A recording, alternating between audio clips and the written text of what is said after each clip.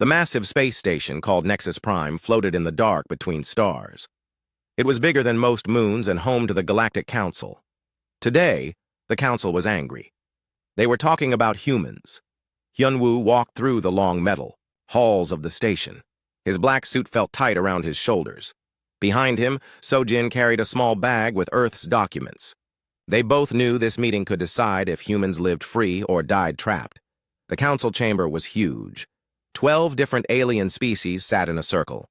Their chairs were made for bodies that looked nothing like humans.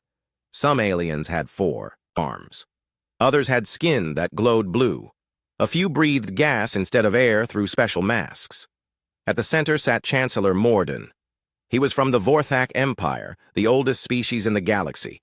His gray skin looked like old leather. His 6 eyes never blinked as he stared at Hyunwoo. "Human," Morden said. His voice sounded like rocks grinding together. "You know why you are here." Hyunwoo nodded. "Yes, Chancellor. Earth waits for your decision." Decision? Another alien stood up. This was Vexithari from the Kalani Federation. Her blue skin sparkled under the lights. "There is no decision to make. Humans are too dangerous." Sojin wrote notes on her tablet.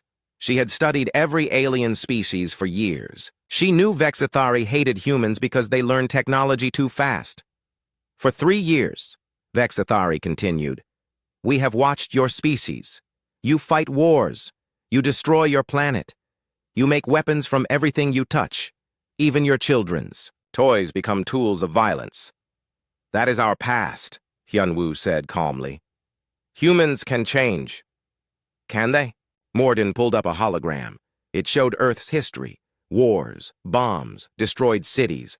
In just 50 years, you went from flying in metal boxes to traveling between stars. Most species take 1,000 years to do this. Another alien spoke up. This one looked like a giant insect with too many legs. "The Mirren Collective agrees. Humans learn too fast. They adapt too quickly. This makes them unpredictable." Hyunwoo felt sweat on his forehead. "Our speed helps us solve problems. We can help the galaxy." "Help?" Vexithari laughed. The sound was like breaking glass. "You would help us by conquering us. That is the human way." The hologram changed. Now it showed human ships near alien worlds. The council had been watching everything. 3 years ago, humans discovered faster-than-light travel, Morden said. "We quarantined your system immediately.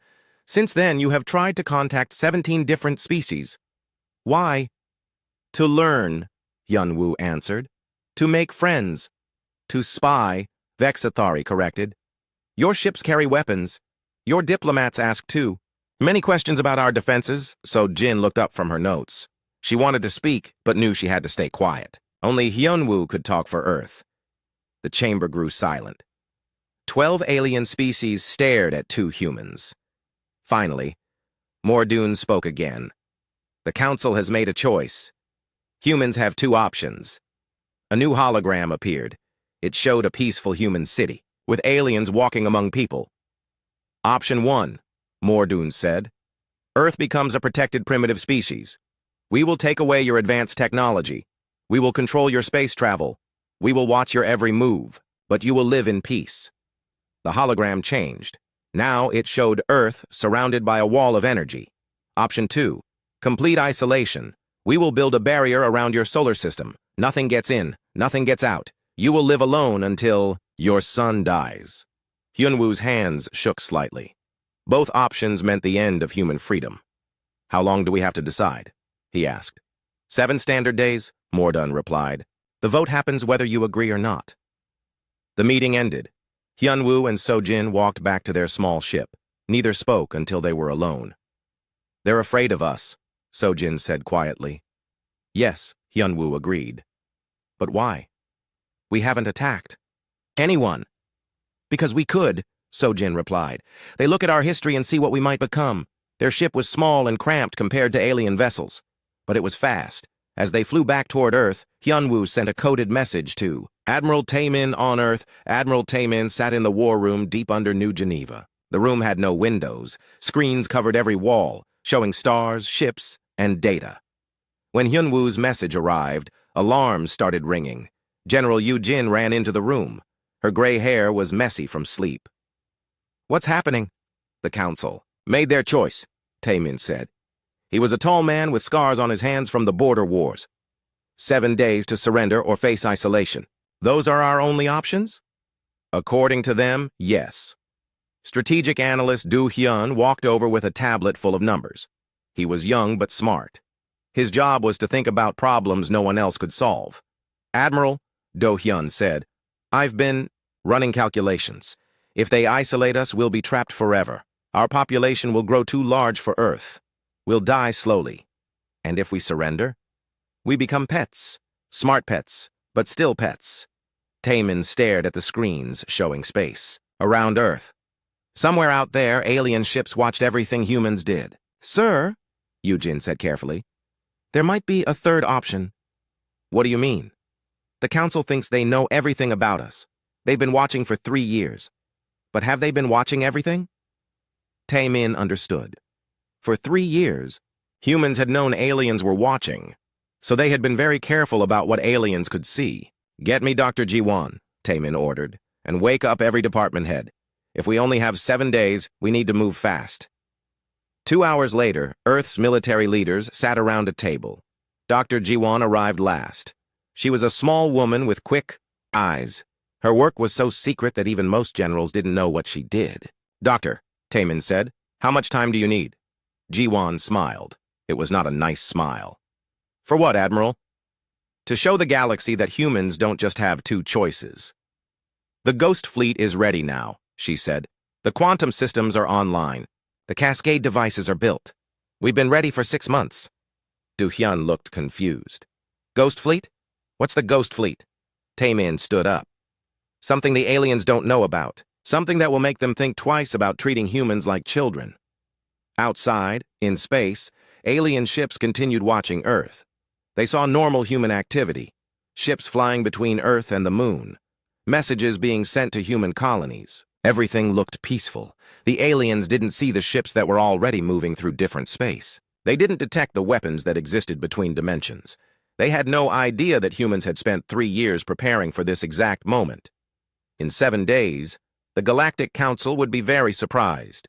Hyunwoo's ship was still flying back to Earth when Sojin noticed something on her scanner. "That's strange," she said. "What?" "I'm picking up human ships, but they're not on normal sensors. They're somewhere else." Hyunwoo looked at the readings. Ships that existed but didn't exist. Technology that shouldn't be possible. "So, Jin," he said slowly, "I think Earth has been very busy while we've been talking to aliens." 7 days suddenly seemed like a very long time. Long enough for the galaxy to learn that humans were full of surprises. The council thought they were giving humans an ultimatum. They had no idea that humans were about to give them one instead. Admiral Taemin stood in front of a metal door that didn't exist on any official building plans. The door was 3 meters underground beneath the Pacific Defense Center. Only 12 people on Earth knew this place was real. Dr. Ji-won pressed, her hand against a scanner. The door opened with a soft hiss. Inside, the air smelled like ozone and hot metal. "Welcome to Project Ghost," Ji-won said. The room was enormous. It stretched out like an underground city. Hundreds of people worked at stations filled with screens and blinking lights. In the center, a massive hologram showed the solar system. But this hologram was different. It showed ships that regular sensors couldn't detect. "How long has this been running?" Taemin asked. "Since the day aliens first appeared in our system," Ji-won replied. "We knew they were watching us, so we made sure they only saw what we wanted them to see." Captain Min Ho walked over to join them. He was young. For a captain, only 32. His uniform had patches that Taemin didn't recognize. "Sir," Min Ho said to the admiral, "the Ghost Fleet is ready for demonstration." "Ghost Fleet?" Ji-won smiled. "Ships that exist in phase space. They're here, but not here. Aliens can't see them, track them, or shoot them." She led them to a viewing window. Outside, the ocean looked normal. Then Ji-won pressed a button. The water began to glow. Something huge was rising from the deep. But on radar screens, nothing appeared. To sensors, the ocean was empty. A ship broke the surface. It was sleek and black, about the size of a destroyer. but it looked strange, like it was slightly out of focus. "The HSS Shadow," Minho said proudly. "First ship to achieve stable phase shifting." "It's invisible?" Taemin asked. "Better than invisible," Ji-Won explained. "It exists between dimensions. Alien weapons pass right through it. Alien sensors can't find it, but it can still attack targets in normal space." More ships appeared. 10, 20, 50, all of them shimmered like heat waves. The entire fleet looked like ghosts made of metal and light. "How many ships?" Taemin asked. 300 combat vessels, Minho answered. "Plus support ships. We've been building them in underwater facilities for 3 years." Timon stared at the impossible fleet. "The aliens have no idea." "None," Ji-Won confirmed. "We built everything in phase space. As far as they know, humans are still using chemical rockets." A woman in a blue uniform approached them. This was Engineer Hye-jin, the youngest department, head in human history. She was only 28, but had revolutionized AI warfare. "Admiral," Hye-jin said, "would you like to see the adaptive systems?" They followed her to another section of the facility. Here, massive computers hummed with power. Screens showed battle simulations running at incredible speed. "Standard AI follows program tactics," Hye-jin explained. "Our AI learns during battle. It watches enemy movements, predicts their strategies, and adapts in real time." A hologram showed 2 fleets fighting. The Red Fleet used standard tactics. The Blue Fleet, representing human ships, started losing. Then something changed. The blue ships began moving differently, countering every red ship movement perfectly. "The AI learned the enemy's patterns in 30 seconds, Hye-jin said. By 60 seconds, it was predicting their moves. By 90 seconds, it was winning. This is what our ships carry. Every ghost ship has an adaptive AI core. They share information instantly. If one ship learns something, all ships know it immediately." Taemin felt excitement and fear at the same time. "What about weapons?" Ji-Won led them deeper into the facility. The next room was smaller but more heavily guarded. Inside, a single scientist worked alone. This was Dr. Jae-sung, the man who had solved humanity's biggest problem. "Doctor," Ji-Won said, "show the Admiral the cascade system." Jae-sung was a quiet man with nervous hands. He had been working on quantum physics since he was 15. Now, at 40, he had created something terrible and wonderful. "The quantum cascade bomb," Jae-sung said softly, "doesn't just destroy matter, it destabilizes the space around matter." A small hologram showed a star system. Jae-sung pressed a button. One planet flashed white. Then the flash spread to other planets, to asteroids, to the star itself. Within seconds, the entire system was gone. "It creates a chain reaction," Jae-sung explained. "One bomb can destroy an entire star system. The reaction spreads at light speed until it runs out of matter to effect." Taemin stepped backward. "How many do we have?" 50 devices, Jae-sung answered. "Each one small enough to fit on a single ship. And if we use them, we could destroy any star system in the galaxy, including our own if we wanted to." The room became very quiet. Taemin understood now why this project was so secret. Humans had built weapons that could kill entire civilizations. "Why?" he asked finally. Ji-Won answered, "Because aliens think they can threaten us. They think we're weak because we're young. They need to understand that humans are the most dangerous species in the galaxy when we're cornered." Back in the main control room, they watched more demonstrations. Ships that could appear anywhere instantly. Weapons that adapted to any defense. AI systems that thought faster than any alien computer. Captain Min-ho brought up tactical displays. "Admiral, we've identified every major alien military installation within 50 light years. Our ghost ships are already in position." "In position. For what?" "To deliver a message," Ji-Won said. "When the time is right." Engineer Hye-jin added, "Our AI has analyzed 3 years of alien communications. We know their military capabilities, their political structure, their fears." "What did we learn?" "They're not as united as they pretend," Hye-jin said.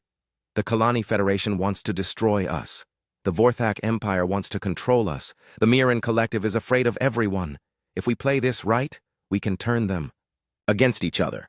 Dr. Jae-sung spoke up quietly. or we can scare them so badly that they never threaten any species again. Taemin looked around the room. Hundreds of people working on projects that could change the galaxy, all of them human, all of them brilliant, all of them angry at being treated like children. How long have you known this day would come? He asked Ji-won. Since the first alien ship appeared, she replied. We knew they would never accept us as equals. They're too old, too set in their ways. They see us as dangerous because we change fast. They're right. We are dangerous. A communication alert sounded. Sojin's voice came through the speakers. Control. This is Ambassador Sojin. We're approaching Earth. Request permission to land. Granted, the controller replied. Base 7 is ready. Taemin turned to Ji-won. The ambassador will want to know what options we have. We have more options than the council imagines, Ji-won said. The question is, which one sends the right message? What do you recommend? Ji-won looked at the holographic display showing their ghost ships positioned throughout alien space. Each ship carried enough firepower to level a planet. Each ship was invisible to alien sensors. Each ship waited for orders. We show them our cards, she said. All of them. Let them understand that humans don't just have two choices. We have a third choice they never considered. Which is, we choose to advance. Whether they like it or not. An hour later, Hyun-woo and Sojin arrived at the facility. When they saw the ghost ships, the quantum weapons, and the adaptive AI systems, they understood everything. How long do we have? Hyun-woo asked. 5 days until the council votes, Taemin replied. More than enough time, Captain Minho said confidently. For what? Ji-won smiled her dangerous smile again. To teach the galaxy that humans are not pets. We're predators, and we've been hiding our teeth. Sojin looked at the tactical displays. 50 quantum cascade devices, 300 ghost ships, AI systems that could outthink any alien computer, weapons that could destroy star systems. The council has no idea, she whispered. None at all, Hya-jin confirmed. They think they're dealing with primitive humans who just learned to fly between stars. They're about to meet the species that conquered their own planet, survived ice ages, and turned every discovery into a weapon. What's the plan? Hyun-woo asked. Taemin looked at his team. Engineers, scientists, soldiers, strategists, all human, all brilliant, all ready for war. We're going to give the council a new option, he said. One they never saw coming. The countdown to the vote had begun, but now humans were counting down to something else entirely. 7 days had passed. The Galactic Council gathered again in the Great Chamber of Nexus Prime.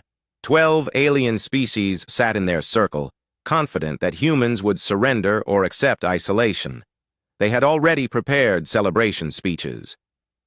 Chancellor, Morden's 6 eyes focused on Hyun-woo as the human ambassador walked to the center of the chamber. Behind him, Sojin carried the same small bag. But something was different about both humans today.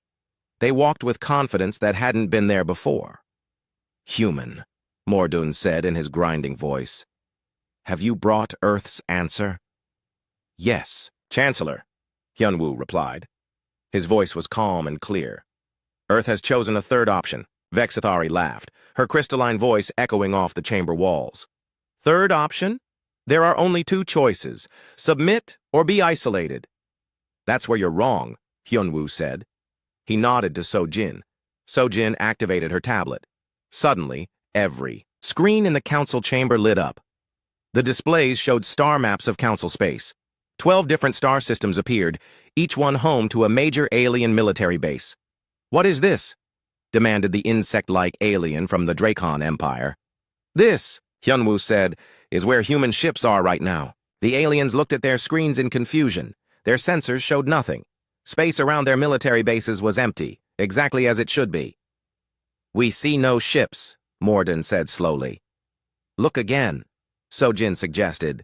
She pressed another button on her tablet. Across the galaxy, 50 human ships shimmered into normal space. They appeared near alien military bases like ghosts, becoming solid. Each ship was small, carrying only a crew of 2 or 3 volunteers.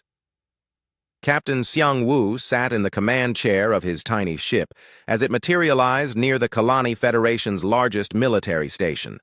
Around him, Alien ships immediately began, moving to intercept.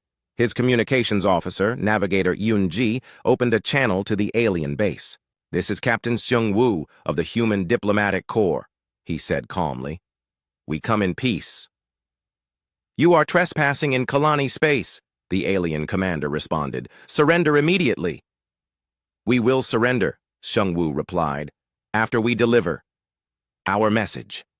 Back in the council chamber, alarms were ringing. Military officers rushed between the alien delegates, whispering urgent reports. The humans had somehow appeared in 50 different locations simultaneously. "How?" Vexathari demanded. "Our sensors detected nothing." "Your sensors work perfectly," Hyunwoo said. "They just can't see ships that exist in phase space." "Phase space is theoretical," protested the reptilian delegate from the Sauran Republic. "Human theory becomes human reality very quickly," Sojin observed. Chancellor Mordun stood up from his chair. "Even if you have ships, they are small. You cannot threaten the entire galaxy with 50 tiny vessels." "You're right," Hyunwoo agreed. 50 ships couldn't threaten the galaxy, but 50 quantum cascade devices could destroy it completely. The chamber fell silent. Every alien delegate stared at the human ambassador. "You're lying," Vexthari whispered. Hyunwoo looked directly at her. "Captain Seung-woo, please demonstrate for the council." Far away in Kalani space, Captain Seung-woo received the order. He looked at his navigator, Yun-ji. She was only 24 years old, a volunteer who knew she might not survive this mission. "Are you ready?" he asked her. "Ready, Captain." Seung-woo activated a small device in his ship. It was no bigger than a briefcase, but the energy readings it produced made every alien sensor in the system scream warnings. "Kalani Command," Seung-woo said over the radio. "Please scan our device now." The alien response came back in seconds, filled with panic. "By the void, what is that thing?" "That," Seung-woo replied calmly, "is a quantum cascade device. In 30 seconds, we will activate it at minimum power, aimed at the empty asteroid field in your outer system. Please observe what happens." In the council chamber, all screens switched to show the Kalani system. Everyone watched as Seung-woo's tiny ship pointed toward a field of floating rocks. A small flash of light appeared, then another, then dozens. The cascade reaction spread through the asteroid field like fire through dry grass. Within minutes, thousands of asteroids simply stopped existing. They didn't explode. They didn't break apart. They just vanished, leaving empty space behind. "Minimum power," Hyunwoo said quietly. "Maximum power could take out your star." Vexathari's blue skin had turned white. "This is impossible. Such weapons cannot exist."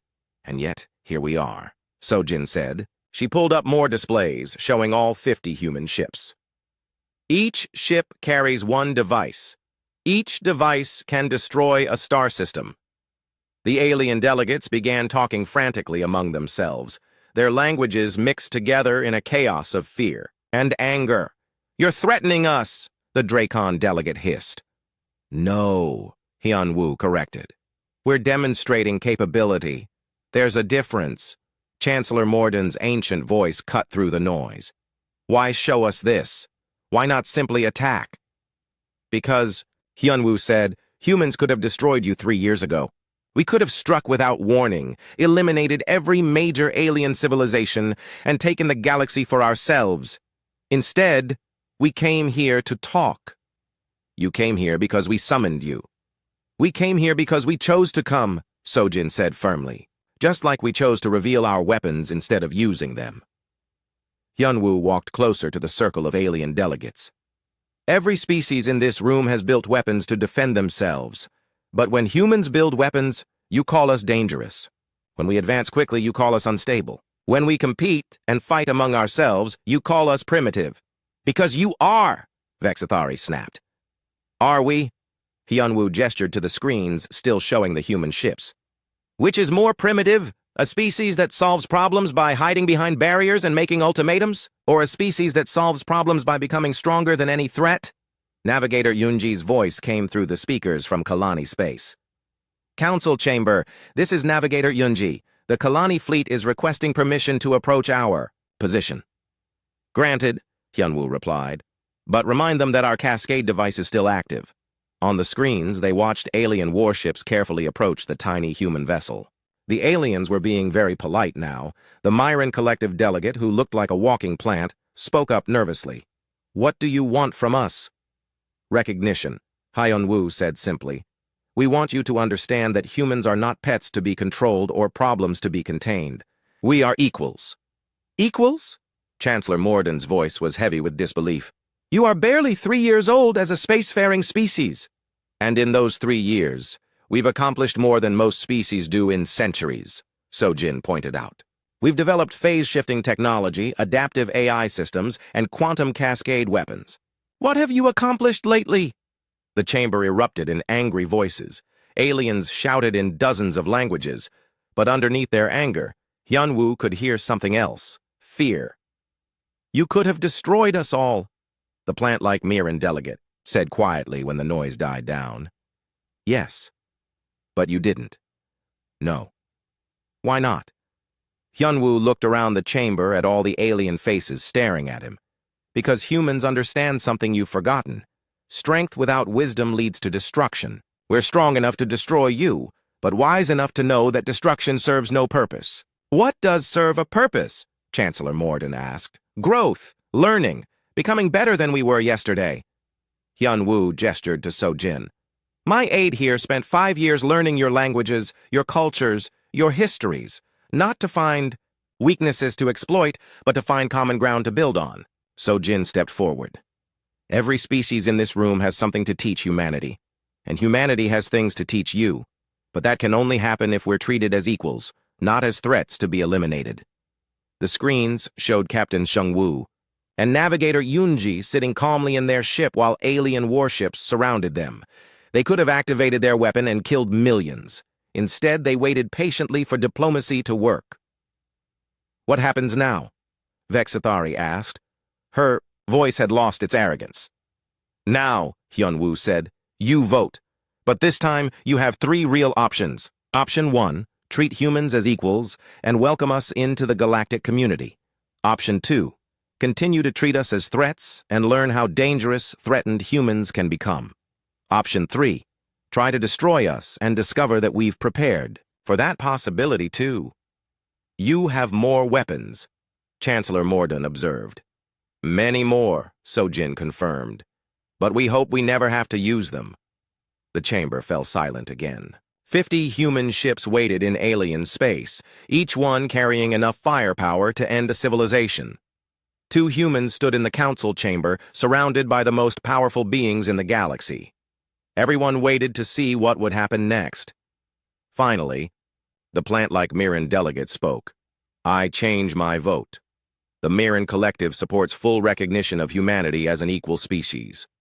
One by one, other delegates began to speak.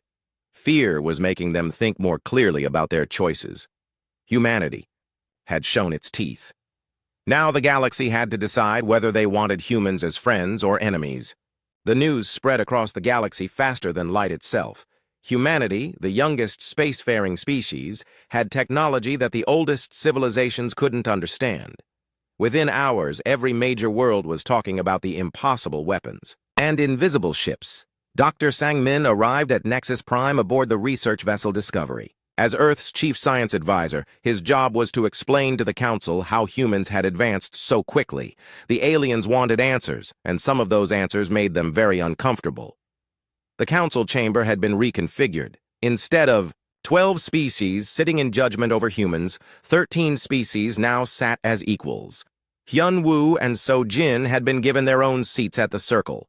"Doctor," Chancellor Morden said, "explain to us how your species developed phase shift technology in 3 years. Our scientists have been working on similar theories for 2,000 years. Dr. Sang-min was a small man with kind eyes, but his mind contained secrets that could reshape galactic understanding." He stood in the center of the chamber with confidence. "The answer is simple," he said. "Humans approach problems differently than other species." "How differently?" asked Vexathari. The Kalani delegate had been much more polite since seeing her home system threatened. "Most galactic civilizations develop technology through careful, methodical research. One breakthrough leads to the next breakthrough in a logical sequence. This takes time, but it's safe. Dr. Sang-min activated a hologram showing human research facilities on Earth. Humans work differently. We give the same problem to multiple teams who compete with each other. Team leaders like Chang Ho and Bo Young fight to solve problems first, not because they hate each other, but because competition makes them think harder. The hologram showed dozens of research labs working simultaneously. Scientists argued, shared ideas, stole concepts from each other, and built on failures as much as successes. Chaos, observed the reptilian Soran delegate. Controlled chaos, Dr. Sang-min corrected. Human civilization advances through controlled destruction of old ideas. We tear down yesterday's solutions to build tomorrow's breakthroughs. Ambassador Su Jin from the Peaceful Myron Collective leaned forward. Her plant-like features showed genuine curiosity. But surely this leads to many failures. Constantly, Dr. Sang-min agreed cheerfully. Human history is full of failed experiments, crashed ships and exploded laboratories. But each failure teaches us something new. He changed the hologram to show Earth's technological development. Unlike the smooth, steady progress of alien civilizations, human advancement looked like a jagged mountain range of peaks and valleys. Most species avoid risk, Dr. Sang-min continued. They perfect each technology before moving to the next. Humans embrace risk. We use partially tested technology, then improve it while it's in operation. That sounds extremely dangerous, said the insect-like Draken delegate. It is. Humans die testing new technology, but the survivors learn faster than species who wait for perfect safety. Chancellor Morden's 6 eyes studied the human development charts. This explains rapid advancement, but not the specific technologies you've created. Phase shifting requires understanding of dimensional mathematics that should take centuries to develop. Dr. Sang-min smiled. That's the second difference. Human brains work differently than alien brains. This statement caused excited discussion among the delegates. Several aliens called for medical scans to verify the claim. I'm happy to submit to examination, Dr. Sang-min said. But the differences aren't physical, they're psychological. He brought up brain scans comparing human and alien thought patterns. Most species think linearly. Problem leads to solution, leads to next problem. Human brains make random connections between unrelated concepts. The scans showed human neural activity that looked like lightning jumping between different areas of the brain. A human physicist studying star formation might suddenly understand quantum mechanics because he notices similarities to how water flows in rivers. A human engineer working on engine design might solve dimensional mathematics because she sees patterns in music. Madness, whispered Vexthari. Creative madness, Dr. Sang-min agreed.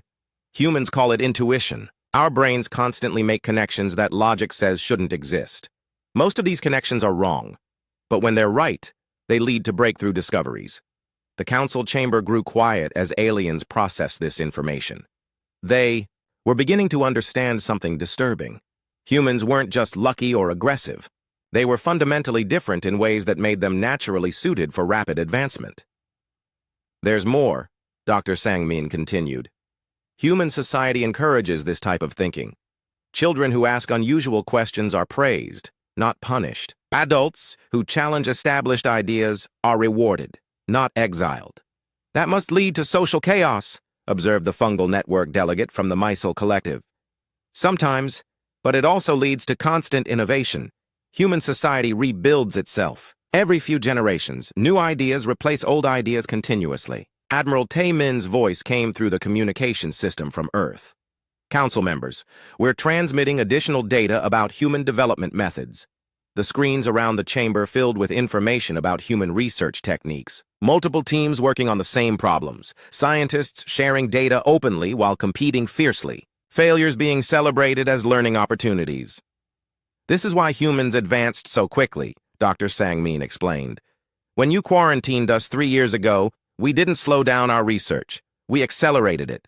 The threat made us more creative, not less. So, Jin spoke up from her seat. Dr. Sang-min, please explain the Dead Man's Switch protocol. Dr. Sang-min's expression became serious. Yes. The council should understand this. A new hologram appeared, showing the quantum cascade devices aboard the 50 human ships positioned throughout alien space. These devices are connected to automated systems on Earth, Dr. Sang-min said. If Earth is attacked, if human colonies are destroyed, if any major harm comes to our species, every cascade device activates automatically. The chamber became very quiet. You would destroy the galaxy to protect yourselves? Chancellor Morden asked. We would ensure that any species aggressive enough to attack humans would not survive to threaten other peaceful species, Dr. Sang-min replied calmly. That's mutual assured destruction, observed Su-jin. Yes. Humans invented the concept on our home world. It prevented several wars by making the cost of aggression too high for anyone to accept. Vexthari's blue skin had paled again. And these systems are beyond your control? Once activated, yes. The AI systems that control them are too fast for human intervention. If someone attacks humanity, the cascade reaction begins within microseconds. Admiral Taemin's voice came through the speakers again. Council members, I want to emphasize that these systems are purely defensive. They only activate in response to attacks on human populations. But they would kill billions of innocent aliens, protested the Sauron delegate. Dr. Sang-min nodded sadly. Yes, they would. That's why we hope no one is foolish enough to test them.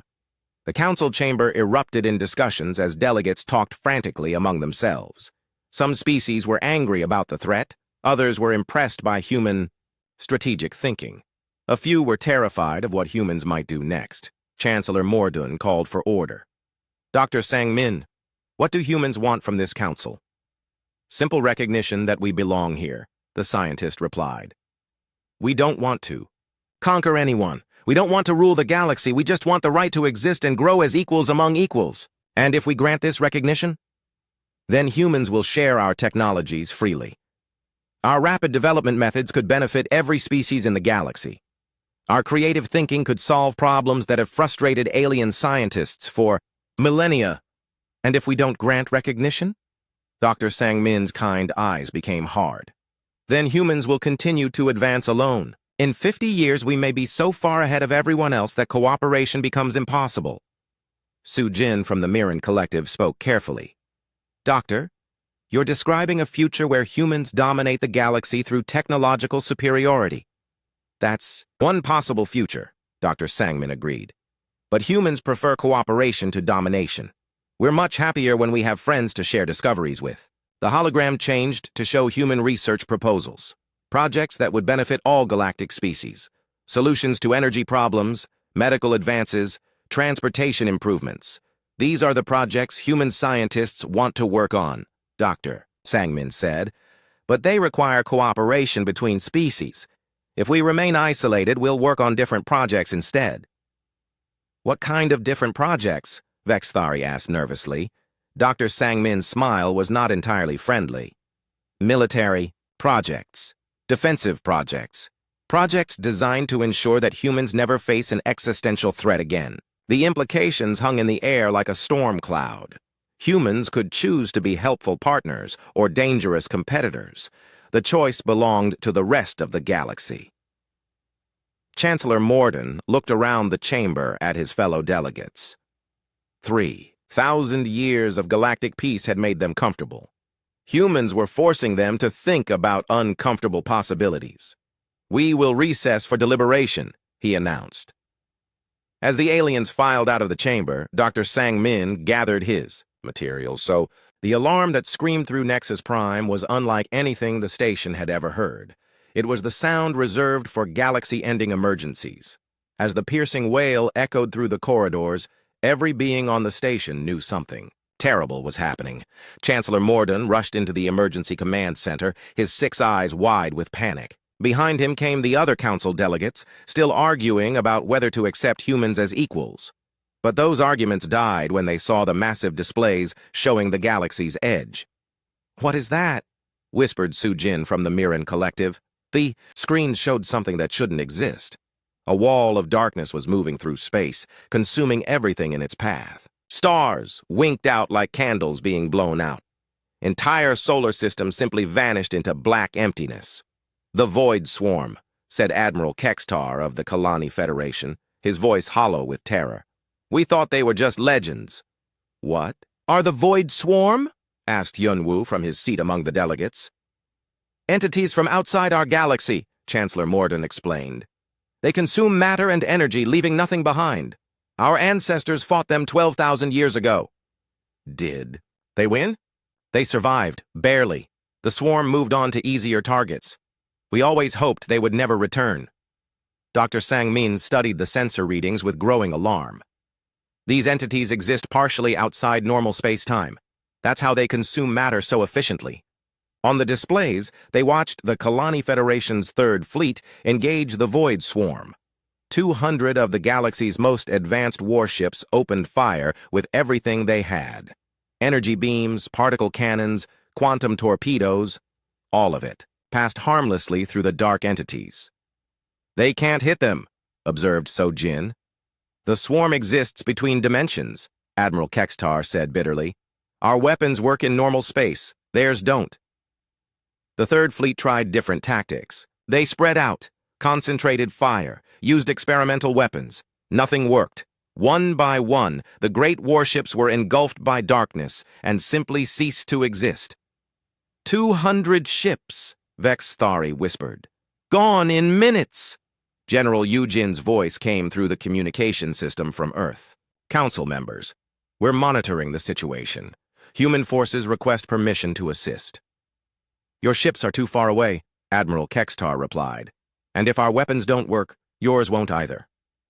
Our weapons are different, Yujin said, calmly. Chancellor Morden turned to Hyun-woo. Your phase shift technology? Among other things, Hyun-woo confirmed. General Yujin, deploy Admiral Ki-tae's task force. Already underway, Ambassador. The displays changed to show human ships approaching the battle zone. But these weren't the small diplomatic vessels that had demonstrated quantum cascade weapons. These were full-sized warships, sleek and deadly, shimmering in and out of normal space. Admiral Ki-tae sat in the command chair of the HSS Predator, humanity's newest and most advanced warship. Around him, his crew worked with calm efficiency.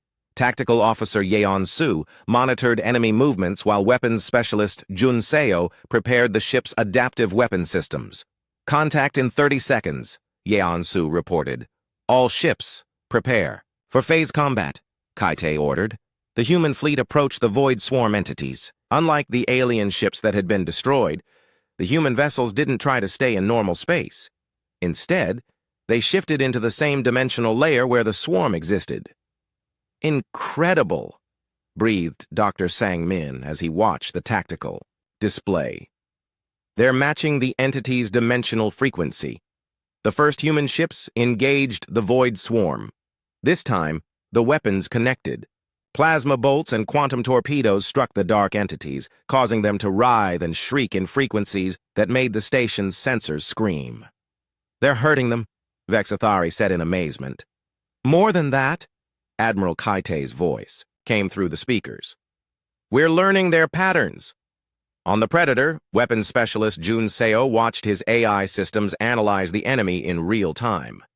Admiral, the adaptive systems are finding weak points in their dimensional structure. Exploit them, Ki-tae ordered.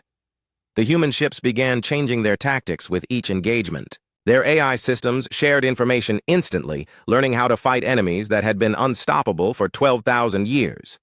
Captain Dong Jin commanded the HSS Ghost, a smaller vessel specialized in deep reconnaissance. His mission was the most dangerous of all, getting close enough to the swarm's core to understand how they operated. This is insane, his navigator said as they approached a cluster of void entities. Insane is what humans do best, Dong Jin replied with a grin. The Ghost slipped between dimensions, moving closer to the swarm than any ship had ever survived. As they penetrated deeper into the dark mass, Engineer Aicha worked frantically to modify their weapon systems based on new data. Captain, Aicha called out, I think I know how to hurt them badly. How? They exist between dimensions, but they're anchored to this reality by quantum threads. If we can cut those threads, they'll be forced back to wherever they came from, Dong Jin finished. Do it. Back on Nexus Prime, the Council watched in amazement as human tactics evolved in real time. Ships that had been struggling against individual entities were now destroying them efficiently. The human fleet moved like a living organism, each ship supporting the others. How are they adapting so quickly? Asked the Sauran delegate. Human warfare doctrine, General Yujin explained through the communication link. Every battle teaches us something new. Our AI systems incorporate those lessons immediately. But this is their first time fighting these entities.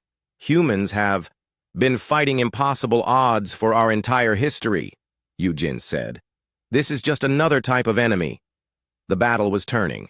Human ships darted between dimensions, striking at void entities and vanishing before counterattacks could reach them. But the swarm was vast, stretching across light years of space. Admiral Kiti, came Captain Dongjin's voice from deep within the swarm. We've found their command structure. There's a central entity coordinating the others. Can you reach it? Maybe. But it would be a one-way trip. Kaite looked around his bridge. Young officers like Yonsu and Junseo stared at him with trust and determination. They knew what he was thinking. Negative, Captain. We'll find another way. Admiral, Dongjin's voice was calm. There isn't time. More swarm elements are arriving. If we don't stop the command entity now, they'll overrun the inner systems. On Nexus Prime, the Council listened to this exchange with growing horror. The humans were discussing sacrifice with the same casual tone they might use to discuss lunch plans. You can't ask your people to die for us, Su Jin from the Mirren Collective said softly. We're not asking, replied General Yu Jin. They're volunteering, squadron leader. Wu Jin's voice came through the communication system. All ships, this is Wu Jin. I'm taking my squadron in with Captain Dong Jin. Anyone who wants to come along is welcome. I'm with you, said Communications Officer Heiwan from another ship. And me, added a dozen other voices. Admiral Kite closed his eyes for a moment. When he opened them, his voice was steady. All ships, prepare for maximum quantum cascade deployment. We're going to hurt these things so badly they never want to see this galaxy again. The human fleet reformed into a spear-shaped formation aimed at the heart of the void swarm. At the tip flew Captain Dong Jin's ghost, followed by Squadron Leader Wu Jin and Communications Officer Hai Wan in their smaller vessels. For humanity, Dong Jin said quietly. For the galaxy, Wu Jin added. They plunged into the dark mass of the swarm. Energy discharges lit up space as the entities tried to stop them. One by one, the human ships were damaged, destroyed, or lost in dimensional storms. But they reached their target. Engineer Aicha's modified quantum cascade devices detonated simultaneously at the heart of the swarm. Instead of destroying matter, they severed the quantum threads that anchored the entities to this dimension. The effect was instantaneous. The void entities began unraveling, pulled back toward whatever dark space they had come from. Their agonized shrieks filled every frequency as they lost cohesion and dissolved into nothingness. The galaxy was saved, but the cost had been high. Admiral Kaite's voice was hoarse as he reported to the Council. Nexus Prime, this is Kaite. The void swarm has been neutralized, requesting permission to recover survivors. Granted, Chancellor Mordun replied immediately. Admiral, your people saved us all. Some of our people, Kaite corrected sadly. Captain Dong Jin, Squadron Leader Wu Jin, and Communications Officer Heiwan are gone. They gave their lives to protect species they had never met. The council chamber was silent except for the soft sounds of several aliens weeping. Finally, Su Jin from the Mirren Collective spoke. Why? Why would humans sacrifice themselves for us when we were debating whether you even deserve to exist? General Yujin answered from Earth. Because that's what people do for their neighbors, and like it or not, we're all neighbors in this galaxy. The vote on humanity's status was no longer necessary. The galaxy had its answer. 1 year after the Void Swarm War, Nexus Prime looked very different. The council chamber had been expanded to accommodate new members. Where once 12 species had ruled the galaxy, now over 30 species participated in galactic governance. The change had been driven by a simple realization. Diversity of thought created strength. Hyun Woo stood at the center of the chamber, no longer as Earth's ambassador, but as the galaxy's first elected chancellor. The transformation still amazed him. A year ago, aliens had debated whether humans deserved to exist. Now they looked to human leadership for protection and innovation. The Guardian Protocol is now fully operational, he announced to the assembled delegates. Every major system in the galaxy is protected by reality anchors that will prevent another void swarm incursion. Dr. G1, now head of the Pan-Galactic Research Initiative, activated displays showing the new defense network. Quantum. Cascade devices had been converted from weapons into protective barriers. The same technology that could destroy star systems now kept them safe. The anchors work by stabilizing local space-time, she explained. Entities that exist between dimensions cannot penetrate our reality while the anchors are active. Su Jin, from the Mirren Collective, now serving as Deputy Chancellor, added her thoughts. More importantly, the technology-sharing agreements have allowed every species to contribute to our collective defense. The chamber buzzed with quiet conversation as delegates reviewed the year's accomplishments. The changes went far beyond military technology. Dr. Sang-min, still Earth's chief science advisor but now working with research teams from dozens of species, presented the medical advances. Kalani crystal healing techniques combined with human-accelerated cellular repair have eliminated 17 major diseases. Sauran regeneration studies merged with human surgical innovation have made limb replacement routine. And the transportation improvements? Asked Vexathari. The former Kalani military leader had become one of humanity's strongest supporters after seeing human sacrifice during the war. Mirren bio-navigation combined with human phase shift technology has reduced travel time between systems by 70%, reported Captain Min Ho, now Admiral of the Combined Fleet. The accomplishments were impressive, but Hyunwoo knew the real change was deeper. The galaxy had learned to think differently. The most important development, he said, is the establishment of chaos labs throughout the galaxy. These facilities, based on human research methods, had revolutionized alien science. Traditional alien research moved slowly and carefully. Chaos labs encouraged wild experimentation, controlled competition, and rapid failure followed by rapid improvement. Young strategist Da Yoon, representing the next generation of human leadership, provided statistics on the lab's success. Breakthrough discoveries have increased by 400%. Research that previously took decades now takes years, or sometimes days, added Engineer Jun Ho with a grin. He was only 25, but had already revolutionized 3 different fields by combining human intuition with alien methodical precision. The council session was interrupted by an urgent communication from the galaxy's edge. Admiral Kite's voice filled the chamber with barely controlled excitement. Council, this is Kite. We've detected signals from beyond our galaxy. They appear to be from another galactic civilization. The chamber fell silent. Contact with other galaxies had been theoretical until now. Are they hostile? Chancellor Hyunwoo asked. Unknown. The signals are complex but peaceful in nature. They seem to be asking for help. Dr. Sang-min leaned forward. Help with what? We're not sure yet, but the signals show mathematical patterns that suggest they're fighting something that consumes galaxies. The implications were staggering. If other galaxies faced threats like the Void Swarm, the problems were bigger than anyone had imagined. How long until we can respond? Hyunwoo asked. That depends on whether the Council approves Project Lighthouse, Admiral Kite replied. Project Lighthouse was humanity's most ambitious proposal yet. Instead of just protecting their own galaxy, they wanted to build communication networks that could reach other galaxies. Some council members thought it was too dangerous. But the war against the Void Swarm had changed everything. The galaxy had learned that isolation meant death. I call for an immediate vote, Hyunwoo announced. All in favor of Project Lighthouse? Every hand, claw, tentacle, and appendage in the chamber rose in agreement. Unanimous approval. Deputy Chancellor Su Jin recorded. Admiral Kite, you are authorized to begin construction immediately. As the council session continued, reports came in from across the galaxy. The Guardian Protocol had detected and stopped 3 minor incursions from dimensional entities. Research teams were making daily discoveries. New species were requesting membership in the galactic community. But the most important report came from the newest member species, recently discovered near the galaxy's rim. Ambassador Zara from the Crystalline Confederation stood to address the council. Her people were ancient, older even than the Vorthak, but they had remained hidden until human exploration found them. My people have watched galactic affairs for 50,000 years, she said in a voice like singing crystal. We have seen empires rise and fall, species evolve and extinct. Never have we seen change like what happened this year. What kind of change? Hyunwoo asked. Evolution. Not biological evolution, but social evolution.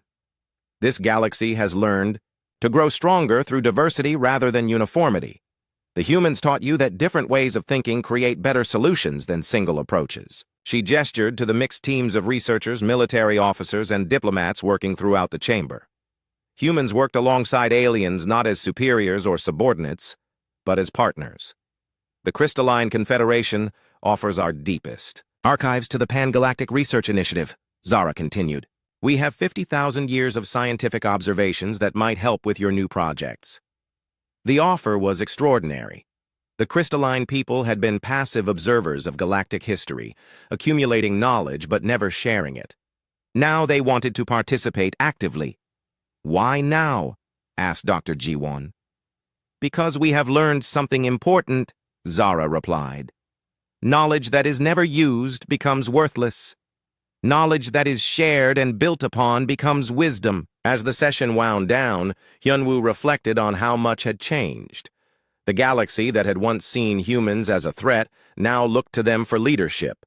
But more importantly, every species was contributing something unique to their collective strength. Engineer Hyjin's adaptive AI systems now incorporated learning algorithms from 17 different species. The result was artificial intelligence that could solve problems no single species had ever imagined. Captain Seung-woo and Navigator Yoon-ji, heroes of the diplomatic crisis that started everything, now commanded exploration fleets that were discovering new species almost monthly. Each new member brought fresh perspectives and capabilities.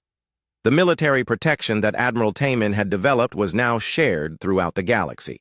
Every species contributed to defense based on their unique abilities. Humans provided innovation and tactics. Kalani provided precision and technology. Myron provided biological insights and healing. Working together, they were stronger than anyone alone. But perhaps the most important change was philosophical. So Jin, now serving as Cultural Integration Coordinator, had established protocols for dealing with chaotic innovator species like humans. When they discovered new civilizations that advanced rapidly or thought unconventionally, they were welcomed rather than feared. We learned that the most dangerous species can become the greatest protectors, she explained to new council members, but only if they're given the chance to prove themselves. The session ended with announcements about upcoming projects. Project Lighthouse would begin reaching out to other galaxies within months. New Chaos Labs were opening on worlds throughout the galaxy. Research initiatives were tackling problems that had seemed impossible just a year before. As delegates filed out of the chamber, Hyunwoo remained behind with his closest advisors. Through the viewing window, they could see construction ships building new sections of Nexus Prime. The station was growing to accommodate the expanding galactic community. Do you think we made the right choice? Asked Dr. Sang-min. Which choice? Hyunwoo replied. Revealing our capabilities instead of using them. Hyunwoo smiled as he watched human and alien engineers working side by side on the construction projects. Look around you. A year ago we were alone. Now we have friends throughout the galaxy. We're not just surviving anymore. We're thriving. And if threats come from other galaxies, then we'll face them together, said Admiral Kaite, joining the conversation. The galaxy is stronger now than it's ever been, not because we're more powerful, but because we're more united. Young engineer Jun Ho looked up from his tablet, where he was reviewing designs for the next generation of exploration ships. Admiral, the new vessels will be able to reach the edge of the observable universe. If there are other civilizations out there facing the same threats we faced, we can help them. And learn from them, added Da-yoon.